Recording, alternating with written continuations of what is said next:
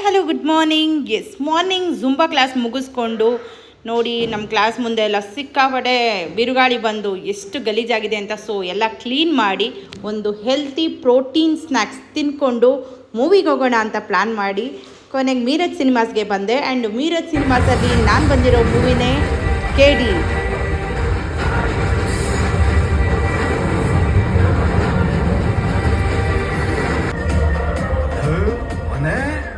ನಾನು ಈಗ ತಾನೇ KD ಮೂವಿ ನೋಡ್ಕೊಂಡು ಬಂದೆ.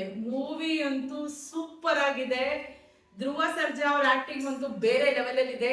ಆಕ್ಚುಲಿ ಯಾರ ಬಗ್ಗೆ ಹೇಳೋದು ಅಂತಾನೆ ಗೊತ್ತಾಗ್ತಾ ಇಲ್ಲ. ಒಬ್ಬೊಬ್ಬರ ಆಕ್ಟಿಂಗ್ ಸೂಪರ್ ಆಗಿ ಮಾಡಿದ್ದಾರೆ.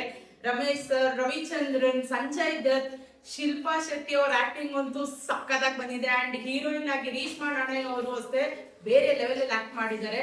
ಆಕ್ಚುಲಿ ಈ ಮೂವಿಲಿ ಎಲ್ಲ ಇದೆ. ಒಂದು ಫ್ಯಾಮಿಲಿ ಎಂಟರ್ಟೈನ್ಮೆಂಟ್ ಅಂತಾನೆ ಹೇಳ್ಬೋದು. And love story and mass ಅಂತೂ ಬೇರೆ ಲೆವೆಲ್ ಇದೆ.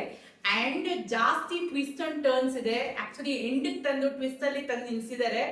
KD 2 ಯಾವಾಗ ರಿಲೀಸ್ ಆಗುತ್ತೆ ಅಂತ ಕಾಯ್ತಾ ಇದೀವಿ, ಏನಾಗತ್ತೆ ನೆಕ್ಸ್ಟ್ ಅಂತ. ಒಟ್ನಲ್ಲಿ ಹೇಳ್ಬೇಕು ಅಂದ್ರೆ ಮೂವಿ ಅಂತೂ ಸೂಪರ್ ಆಗಿ ಬಂದಿದೆ.